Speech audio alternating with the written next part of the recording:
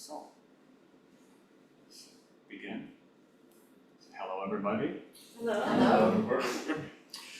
When I was thinking about giving this talk this week, I just happened to pick up a copy of Dogen's Bendōwa, which is one of the most important chapters from the Shobogenzo. And I figured it would be hard to go wrong talking about that one. So get ready for some Dogen. Its title has a handful of translations. The one that I like is On the Endeavor of the Way. To break that down a bit further, Ben means to make an effort or to pursue. Do means the truth or the way. And Wa means a talk or a story. So altogether it means something like a talk about pursuing the truth or the way, or a talk about zazen, because Dogen equates Bendō, which is pursuing the truth or the way, with the practice of zazen. So I'd like to begin with a short history of the first half of Dogen's life and of the text to put it into its proper historical context. When Dogen was 3, his father passed away, and either one of his older brothers or an uncle stepped up as a foster father for him. When he was around 7 years old, his mother passed away as well. On her deathbed, she made him promise that he would become a monk once he was old enough to take the vows. It was during his mother's funeral that the young Dogen witnessed the smoke rising up from a stick of incense. This is where he got his first clear glimpse of impermanence, the truth of impermanence. Now, Dogen's foster father wanted him to join the bureaucracy since their family was on the periphery of the former ruling class. They were apparently distantly related to the current emperor, and that whole story is kind of wild because this family had ruled Japan, 800 years, relative peace, and just the generation before his, the shogun took over and it initiated an entire, 500-600 year period of pretty much constant warfare. So this practice is not happening in a very calm time. Things are happening. So when the time came and his father tried to enroll him into the ranks of the bureaucrats, Dogen ran away from home. Which it sounds drastic until you hear that he ran right to a Buddhist temple where one of his maternal uncles was the abbot, a political family. The uncle he tried to turn Dogen away, but he was so impressed by Dogen's tenacity and determination that he agreed to keep him on. It was around this time that Dogen formulated his great spiritual question. There's a teaching in Chinese Buddhism that also has a strong influence on Japanese Buddhism, which is the teaching of inherent enlightenment, Hongaku. The idea is that we are already fundamentally enlightened, which doesn't seem true most of the time, but we have to remember that this inherent enlightenment is also covered up by delusion. By this whole world of individual, discrete objects that we see all around us, and our desires and aversion for those things. That includes not just objects, but ideas, emotions, ideas of how the world should be or shouldn't be. As Zen sees it, we need to return to our true nature of emptiness and impermanence, which is already always there, beneath all that delusion, like a beautiful, wish-fulfilling jewel that's covered by dirt.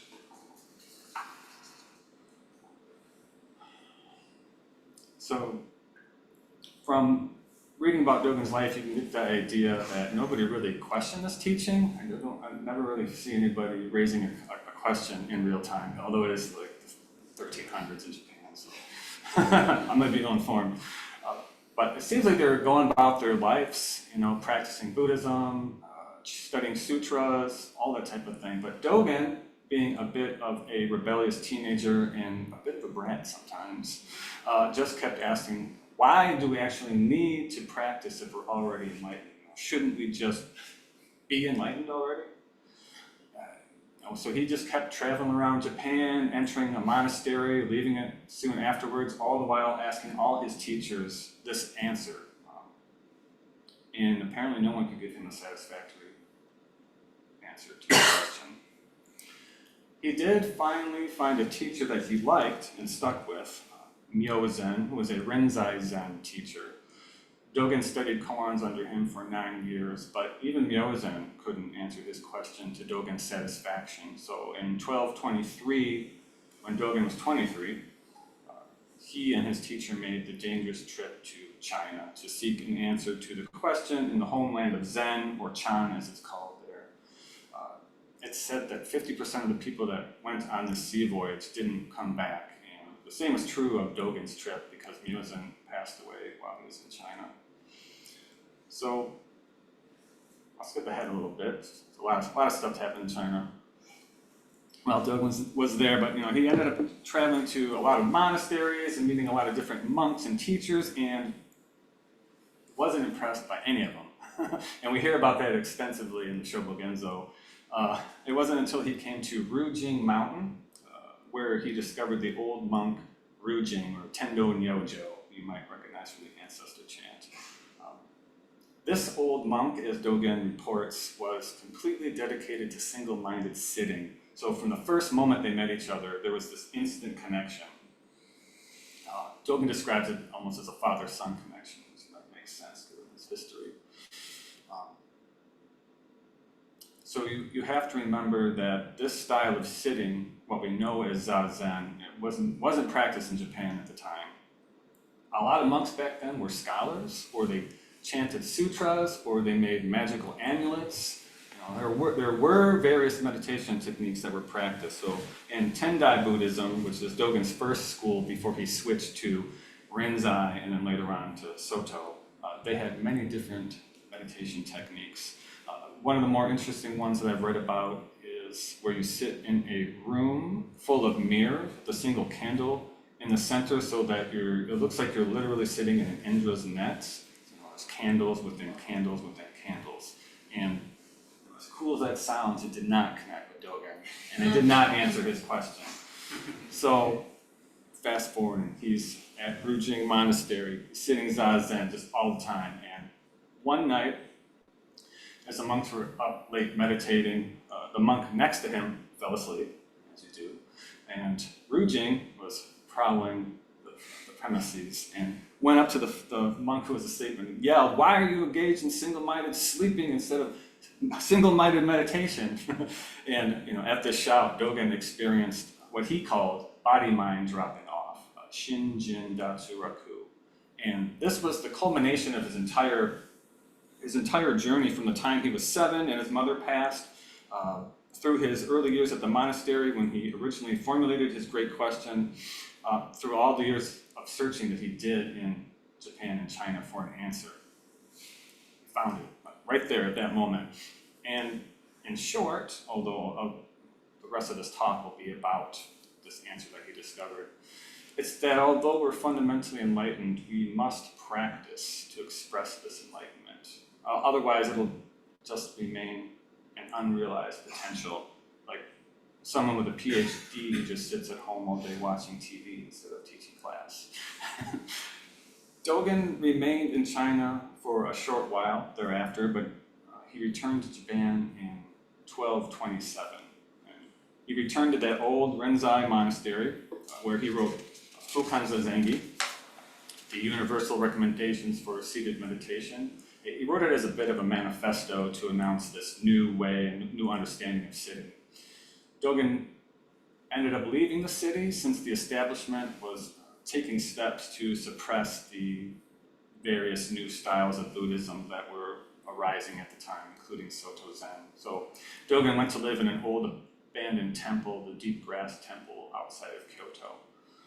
This is where Bendōwa was written. Its purpose, aside from explaining zazen at a greater length than Fukan Zazengi, it seems to have been a direct response to a new set of students he received. They were from a school known as the Daruma-shu, the Bodhidharma school. That school that had been officially unsanctioned by the imperial government, since they were going around saying that since we're all inherently enlightened, that we can do anything we want, and that'll be enlightened action. And even if it includes indiscriminately breaking the precepts. So, yeah. Dogen gets a little feisty sometimes in the Shrivel Genzo, and that's one of the reasons, because he's yelling at unruly students and at us, 800 years later. Now, we return to what Dogen experienced on the cushion in China that resolved his great question. He called it Shinjin Datsuraku, body-mind dropping off. And the term body-mind goes all the way back to the Buddha. If you remember the talk that I gave on the Heart Sutra, body-mind is basically the 5 skandhas by another name, Namarupa, which means name and form. So it's mind and the material world, or body and mind, body-mind. It's all tied together. And early question we typically ask about zazen is, what should we be doing with our mind while we're seated? What should we be doing with our thoughts? At least I used to, kind of still do sometimes. However, a more interesting question that arises from Dogen's teachings is, how do I sit like a Buddha? How do I walk like a Buddha? Taizan once told me when we perform the Jundo, when I walk around the Zendo here on Tuesday and Thursday mornings before zazen, that I need to walk like a Buddha. And that seemed like a lot of responsibility, but so how do you walk like a Buddha? The Buddha stands up straight, they don't slouch. That's my favorite position, don't slouch. And they're fully aware of everything around them and within them. And that's a tall order, but it's not out of reach for us. Now, I wanted to give one more example of body-mind function. I've talked this part up to a couple people. So a few weeks ago, I ended up trying something called potato olay. Taco John's. I've never heard of it. I've never heard of it before. But it came highly recommended. So, and it was very good. But I'm a little bit lactose intolerant, so I got it with the sour cream first time. And the next morning, my stomach felt not so good. It wasn't terrible, but it was enough to be distracting. And as I sat on the mat, I was twisting and turning in my mind, trying to get away from that feeling in my stomach, like I was trying to get out of my own body. That's not actually possible, getting out of your own body. I could just blast off, like my head would just go like a rocket ship off of my body and leave all that discomfort behind. But that's how we think sometimes. We think that body and mind are 2 different things. And as soon as I realized I was doing this, I returned my attention to my body, to my stomach, my legs, just the whole thing. And I did with my body what I typically do with my mind. When thoughts arise like clouds, you watch them drift through and then fall away. So I did this with the body. I watched the sensations kind of rise up, drift, and kind of fall away. And you know what? The pain in my stomach actually just kind of drifted away, almost like magic. But it's not magic, because it's just appropriate attention. Holding the body-mind with an open hand, not holding it too tightly, not ignoring it, not pushing away. So I did end up ordering the potato olay again a few days later, so I didn't perhaps learn the appropriate lesson.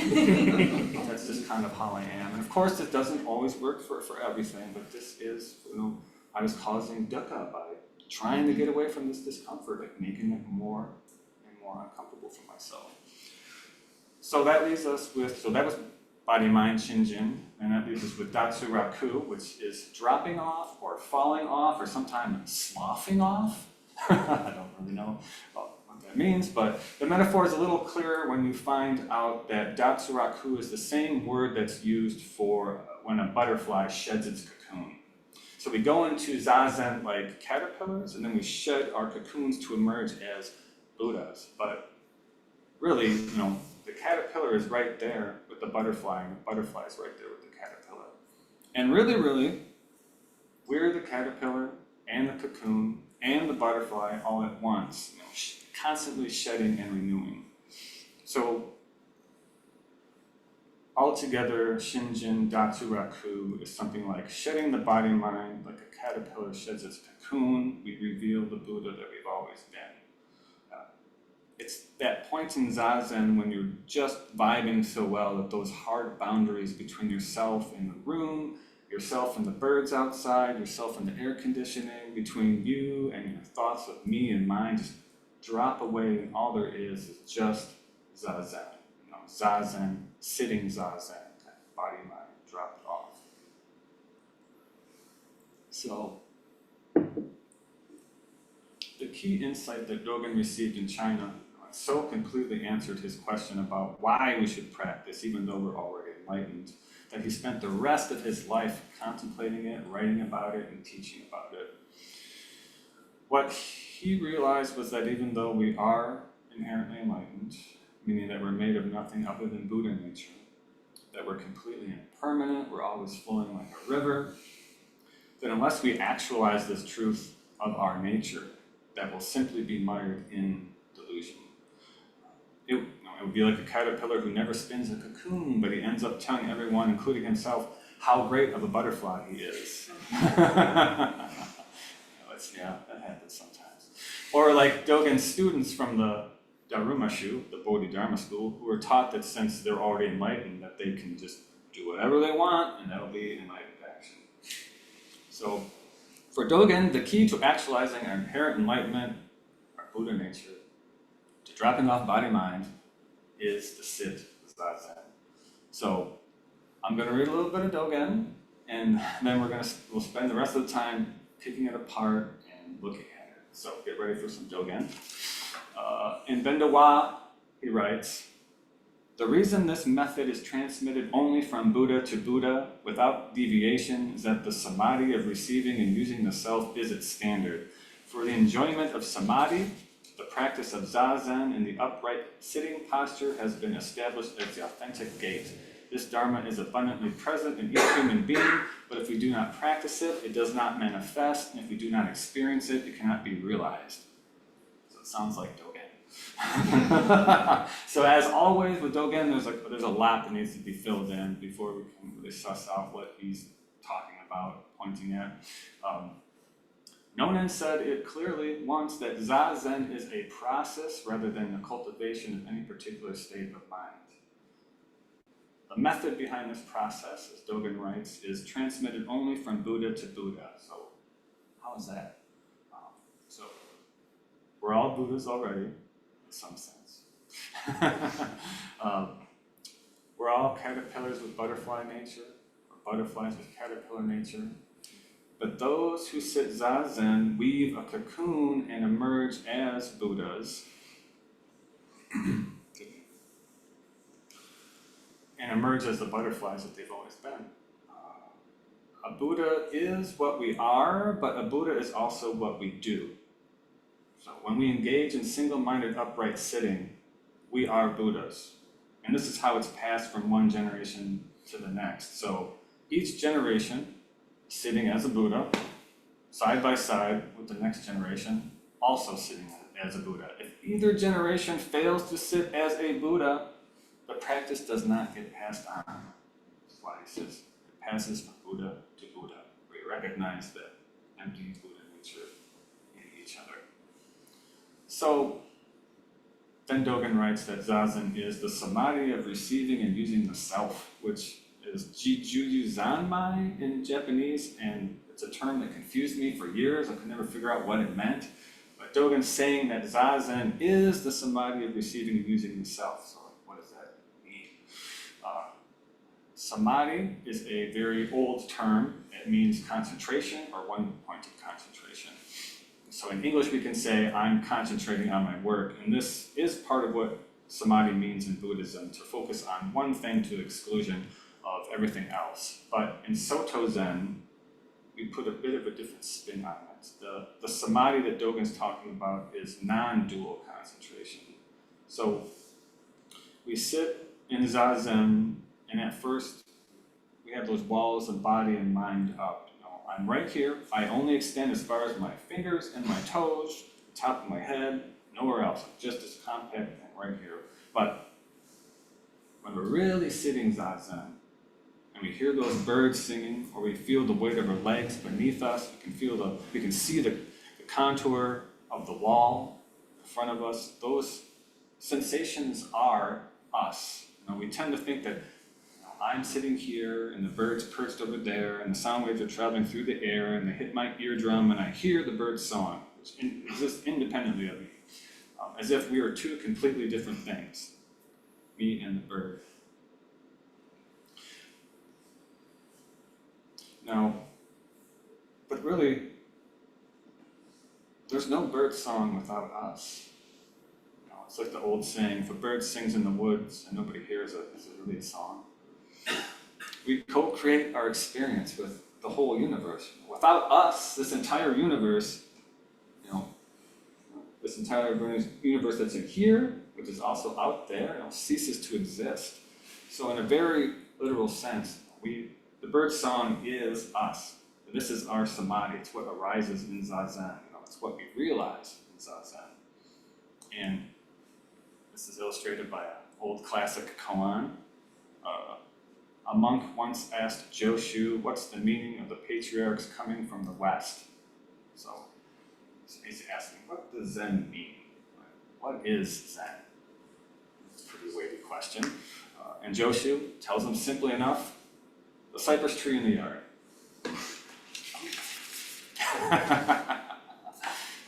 That's his whole answer. So if you're like me, and you're trying to figure out what that means, but it means exactly what it means. The meaning of Zen is the cypress tree in the yard. It's an old tree that Joshu studied during his zazen for years and years. He knew every single scrap of bark, every twist of the branch, he became familiar with all the leaves during the springtime before they fell away in the fall, only to come back again.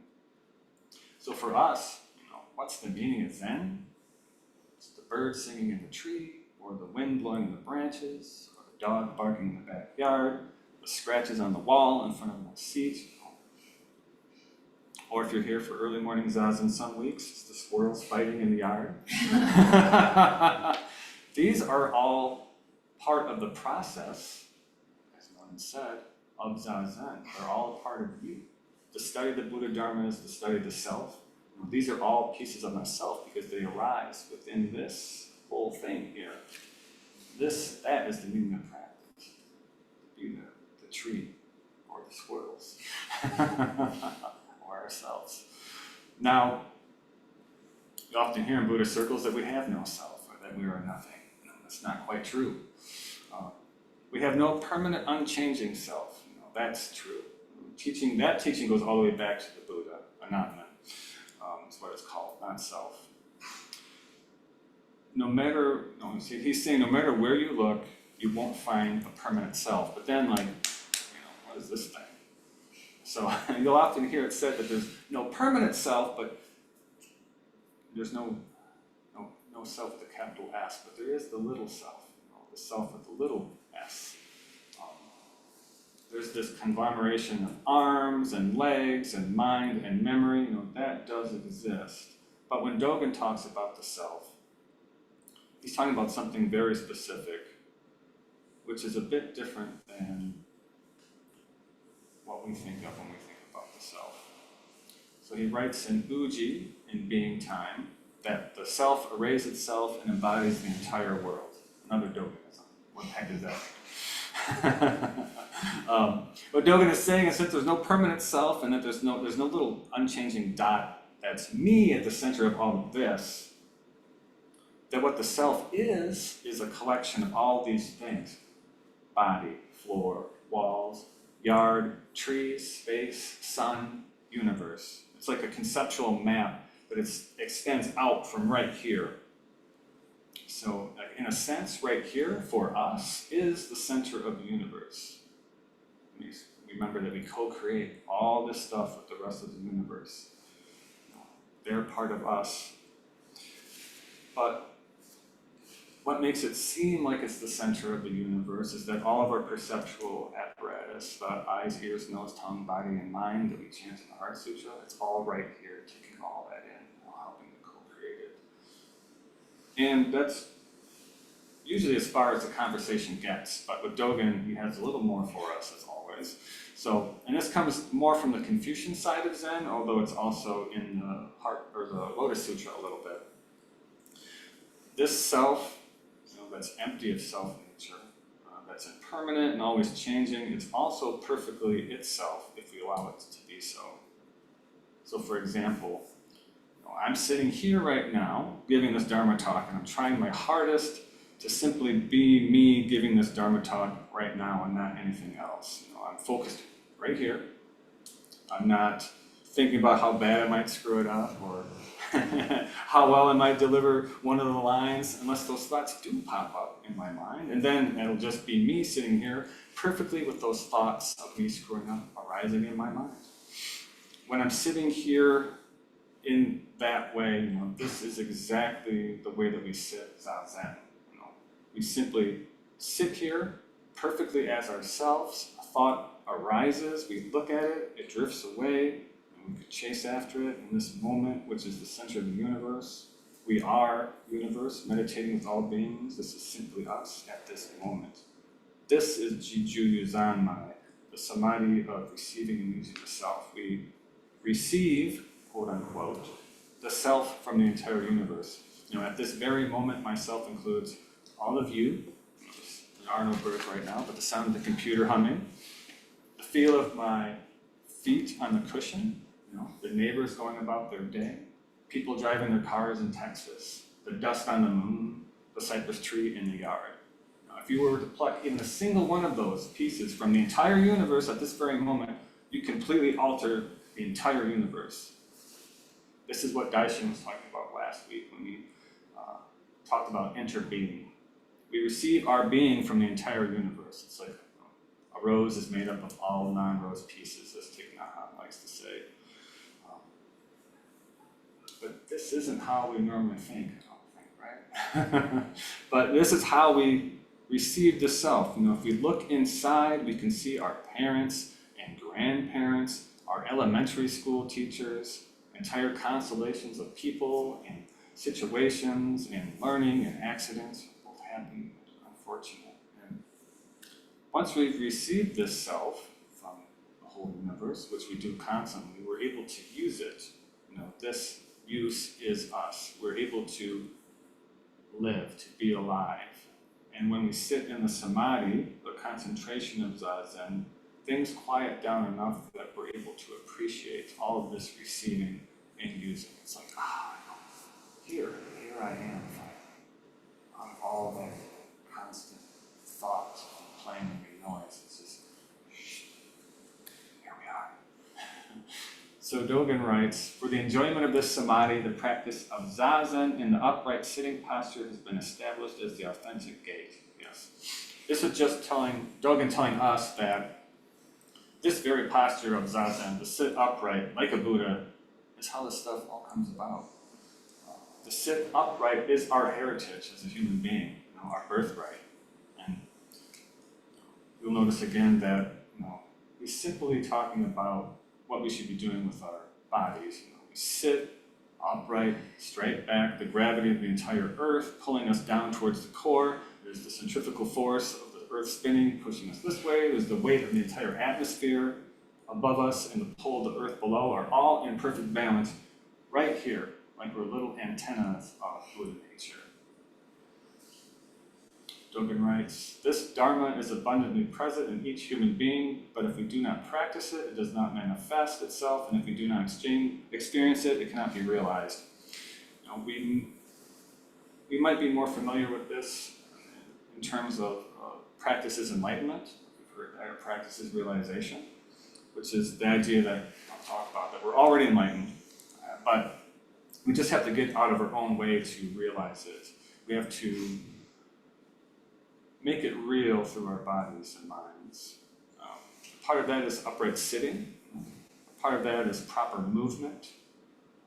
When we're walking kinhin, we are a Buddha with every single step.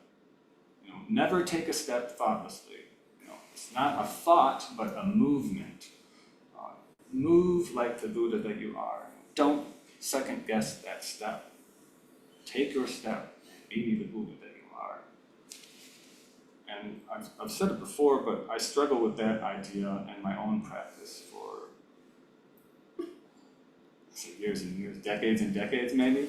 That was when I was younger and kind of out of my mind, just desperately seeking the refuge that zazen offers. It really didn't feel like there's any enlightenment in there, And a lot of the time, it still doesn't feel like that. I just feel like a normal old human being.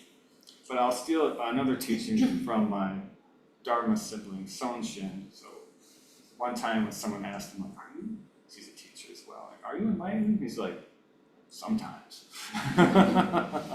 And I think that's true of all of us. Sometimes that enlightenment does show through.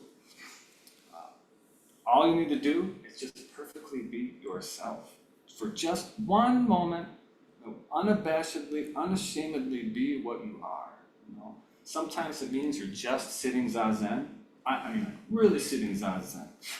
Other times it means that you're really there with your loved ones. Wholeheartedly present, functioning seamlessly in the moment. Don't be the caterpillar that's always dreaming about being a butterfly. You need to build that cocoon, and emerge in every moment. We say that Dharma gates are boundless. We vow to enter them. Dharma gates are what these cocoons are made of. Everyday life presents us with opportunities to either practice our enlightenment or to practice our delusion. To transform life into nirvana or to transform it into samsara, the constant cycle of suffering. And at the beginning of this practice, it might seem like samsara is samsara and nirvana is nirvana, that we're deep in samsara with no way out. And then with some practice under our belt, we begin to see that, the boundaries between the two are kind of squishy. And then as we practice more, we begin to catch a glimpse of samsara literally transforming into nirvana. And it's that this mind and body are the catalyst. It could be something as simple as you're sitting zazen and your legs are just hurting so bad, and then suddenly something shifts and boom, you're just suddenly sitting zazen with legs that hurt, and yet they don't quite hurt. You're at peace and there's no need to move them. Or it could be as something as drastic as your entire life is falling apart and you're trying so hard to keep it all together, and then one day, boom, nothing has changed really, but you're completely okay with it all. You've seen samsara transform into nirvana. They're made out of the same stuff. It's not this rarefied realm somewhere far away, but it's right here waiting for us to engage with it wholeheartedly. To spin that cocoon, crawl inside, and come out transformed every moment. Dogen writes, when we solely sit zazen, on the other hand, relying now on exactly the same posture as the Buddha and letting go of the myriad things, then we go beyond the areas of delusion, realization, emotion, and consideration, and we are not concerned with the ways of the common and sacred. At once we are roaming outside the intellectual frame, receiving and using the great state of bodhi, of enlightenment. How could those caught in the trap of words compare with this? Now, once again, Dogen's focusing on the posture that we should achieve and maintain in zazen. Keep upright sitting. The same posture as the Buddha. Dogen's telling us that enlightenment is practiced through the body-mind. It's not a state of mind that we achieve, but a practice that we undertake. And it's not that the mind is absent from the process. It's not that we're trying to sit there with a blank mind, but that we're sitting there with an awake, aware, receptive mind. Our minds love to just put things into boxes, to categorize, to rate, to file away, to consider, to compare. This is the path of karma. All of this unskilled mental action that keeps us trapped in samsara. And zazen, we simply sit, and as it says in the Fukan Zazengi, think of not thinking. Not thinking? What kind of thinking is that? Non-thinking. In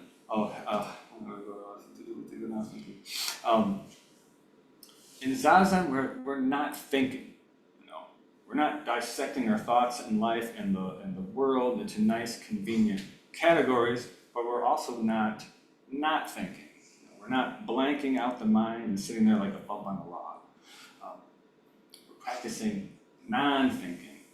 It's that calm, clear awareness that doesn't indulge in discriminative thought. We hear a dog bark.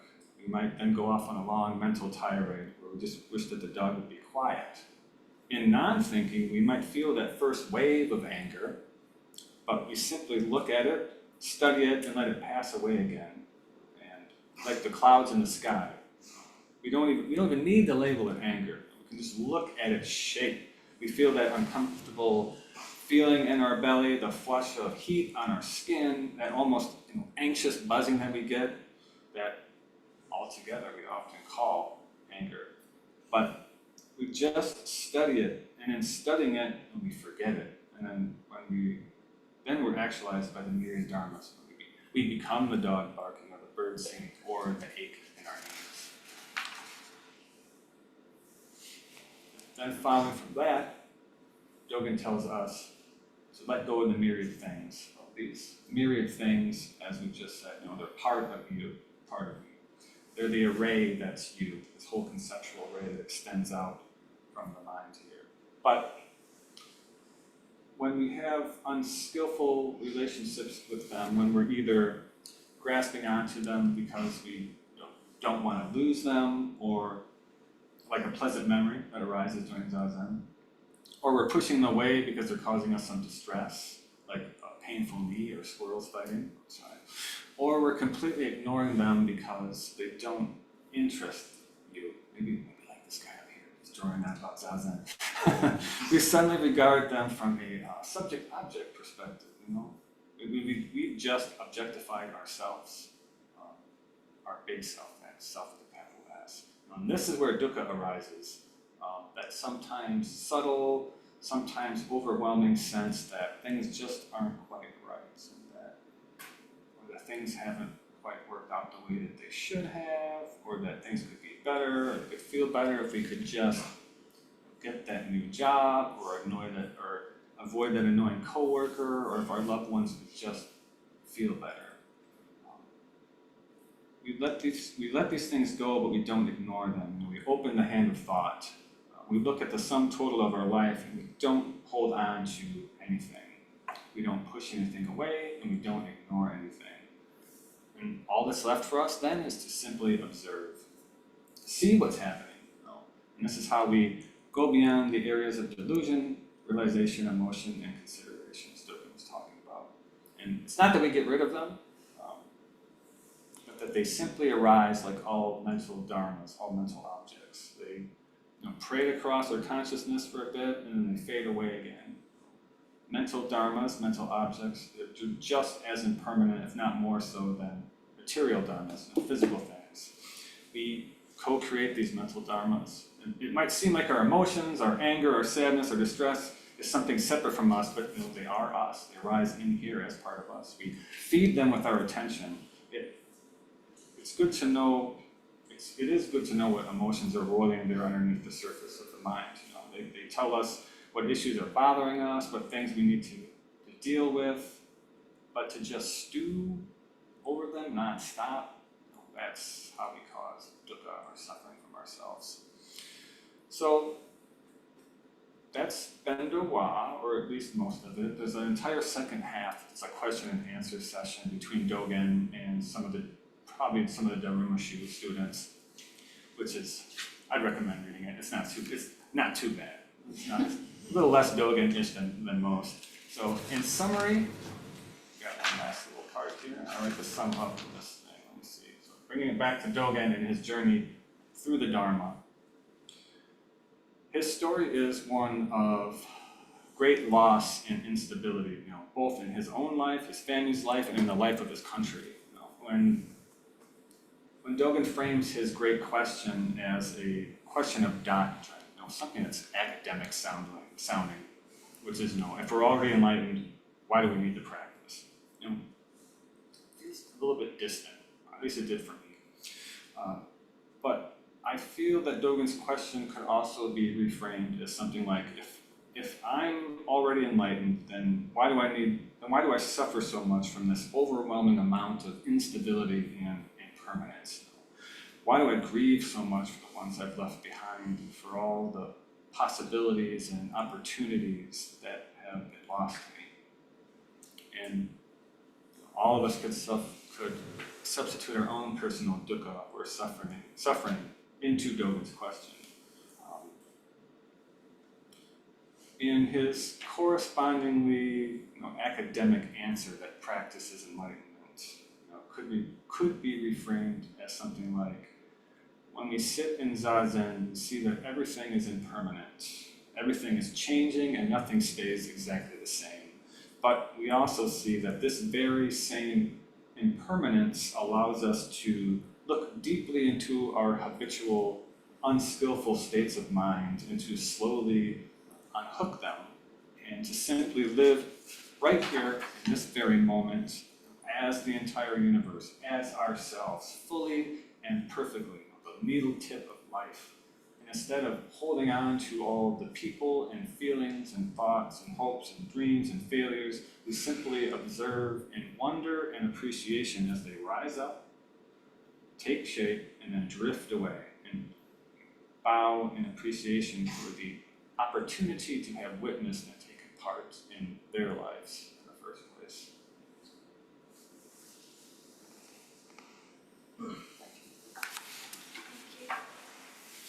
Anyone have any questions or comments for Shinyuku? I know Dogen's a bit much sometimes.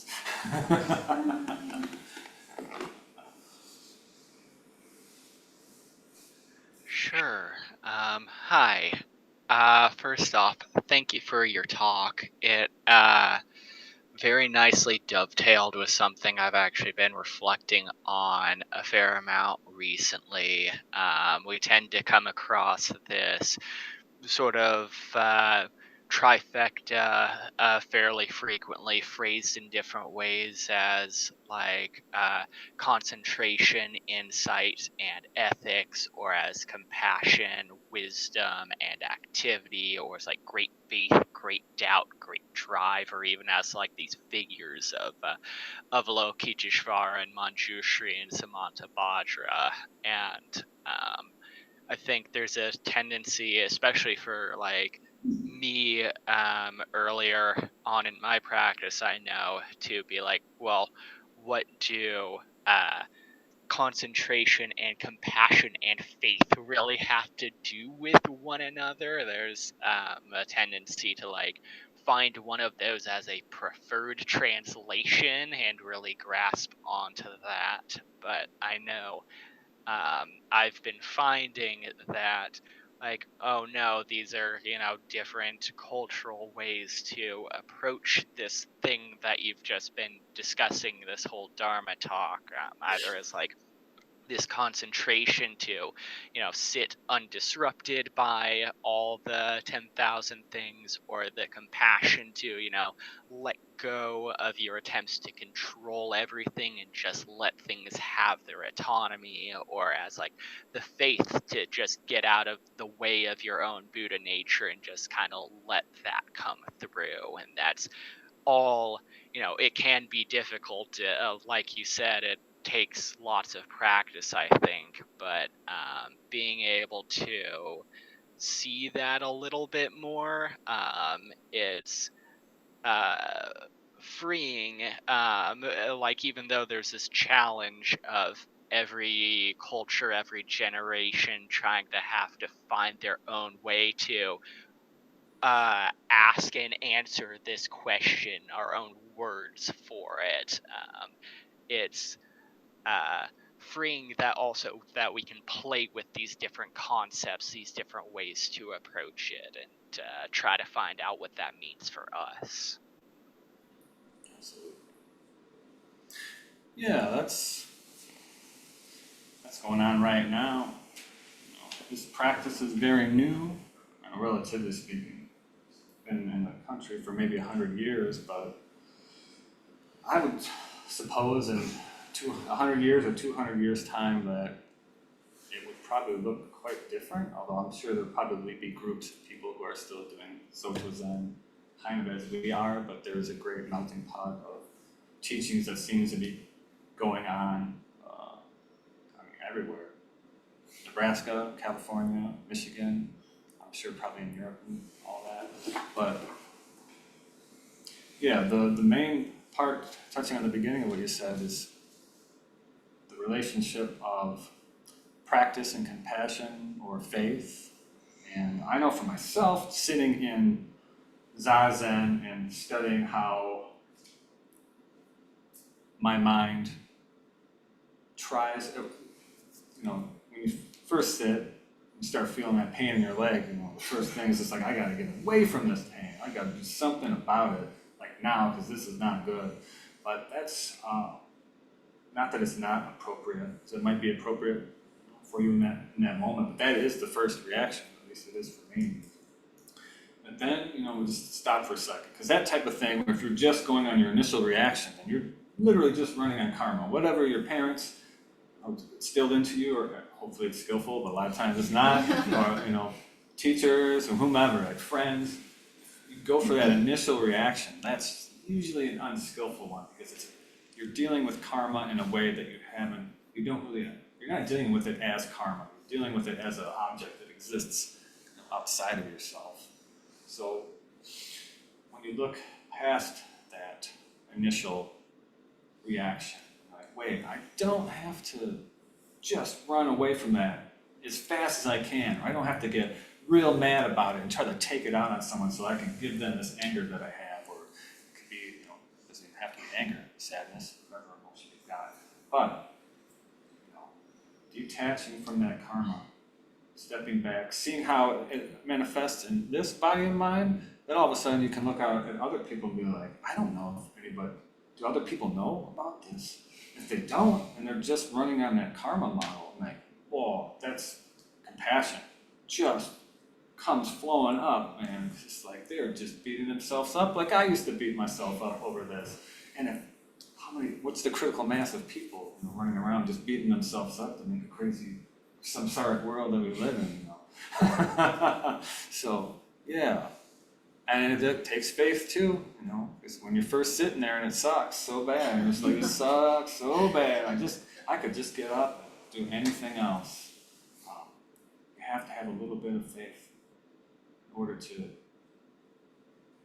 look at a monk maybe somewhere, or another practitioner, like, well, they sit, right, and they're not nuts, anymore, maybe a little bit, but less than I am, so, you give it a shot, yeah. It worked for me. I don't know if it works for everybody. There are different styles of practice, but yeah, it's all tied together. Thank you. Any questions about Dogen? Dogen's word choice, the way his mind works. I'm always surprised at it, that sometimes Dogen can be so dense, but sometimes he's really clear. Sometimes it's in some of his writings, he's just like really straightforward and, maybe different audiences.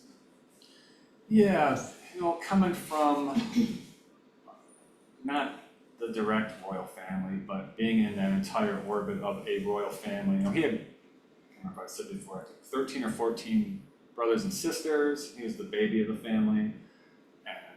They were part of this gigantic constellation of other people that were ruling the country for hundreds of years. And apparently their family was known for poetry. Everybody loved poetry. Everybody wrote poetry.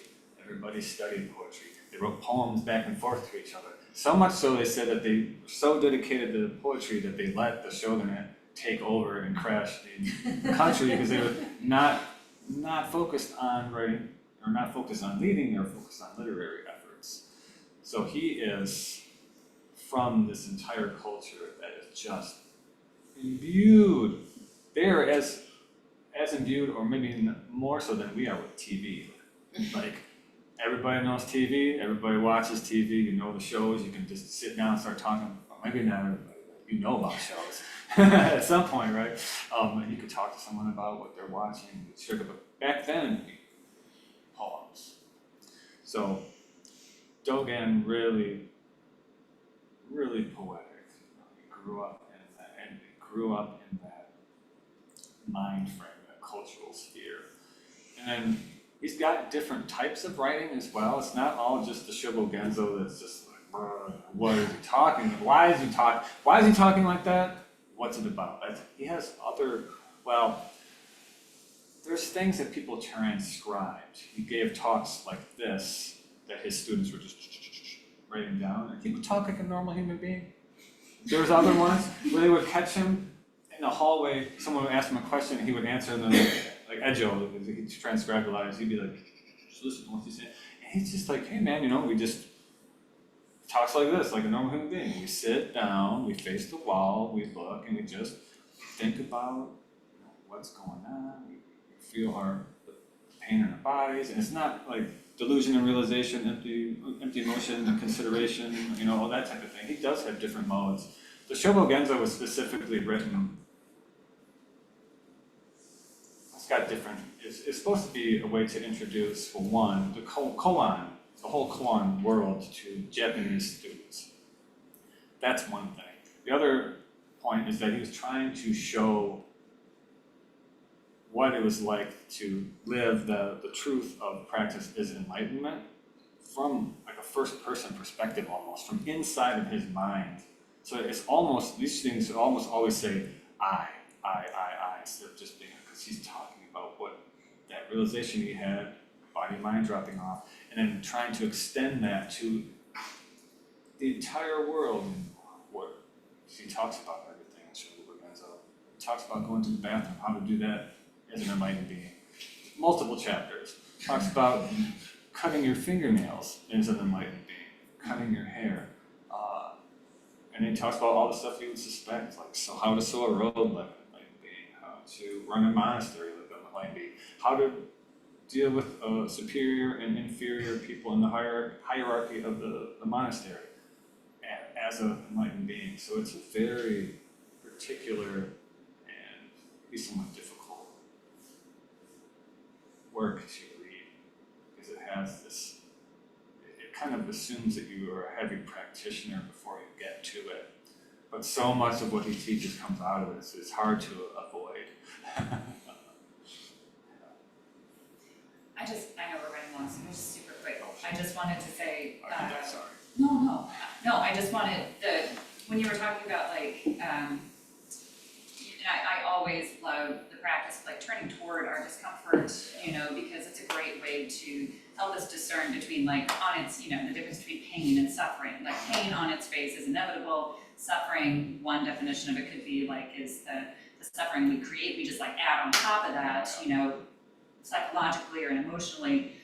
But I just always want to make the caveat, and specifically when we're dealing with physical pain, you can deal with that. You can approach it in the same way too. It is interesting to experiment with, if you're uncomfortable when you're sitting, and then just kind of, sitting with that and not turning away from it to see how your relationship to it changes. But I also want to say we're not masochists. If you are experiencing really searing pain, please do work with that, work with your posture. But I think that's also part of the practice, is kind of finding that edge for yourself. What is your edge between those sensations you're feeling and how am I relating to it, and trying to not make as much, make suffering for myself while also dealing with the pain on its face. So Absolutely. No comments. Should have a little 5-minute bell for me. You got 5 minutes. I would, me. If you let me go, I'd talk for another half hour. So, can we do the closing? Can you do announcements? Oh, it's Okay, announcements. I have a pocket. This is what pockets are for, like notes. Yeah, poetry. I wanted to thank everybody who showed up for work day yesterday. We really got a lot done, and very productive day. Thankful for that. We now have a regular work practice period on Friday mornings from 8 to 10. started out as a, garden practice, but it could be temple cleaning practice as well. So anyone who can come in at that time and help out with whatever needs to be helped out with is appreciated. We do have our summer sesshin, our silent retreat this coming weekend. It's coming right up. It's a 3-day, or technically if you really want to count it, it's sort of 2 days. It's half a day on Friday, full day Saturday, half a day on Sunday. And so if you want to sign up for it, please do so soon. You can also, partial participation is fine. So either, contact Aishin about that, or just indicate in your registration form online that you just, you can only come for a day, half day, that sort of thing. I do recommend it, if you want to get more serious in your practice. Sunday, there'll still be Sunday Open Zen next Sunday, even though the Shin is still going. So you come in for Open Zazen at 10 o'clock as usual. You come in quietly, you leave quietly. There's no tea and conversation afterward because we're still having sesshin. And then the following weekend is last Sunday of the month, so it's just sitting. That starts at 9 and it's 3 sessions of zazen. Also want to remind you that Shinyuku is hosting Wednesday evening zazen. That's 6 to 7:30, so I don't know if it's a couple periods of zazen or 2 periods of zazen with kinin in between, and then a chance. okay, and then hang and out. time for a little practice discussion afterwards if you want to stay, have some tea, coffee. If you want to try a shorter silent meditation retreat, Shinyuku will be hosting a zazen kai, a 1 day in August coming up then. So that was all I had in my notes. If anybody knows I missed anything, let me know. How was the work practice yesterday? It was good. It was good. We cleared out, a bunch of the junk trees that are hanging over the fence from the outside of the fence there. We put down, distributed all the rest of the mulch pile. Yeah. It was there. We did some vine trimming, lots of other stuff. We investigated mushrooms. Lots of mushrooms, yeah, right. There's lots of fungi in the yard. Interesting.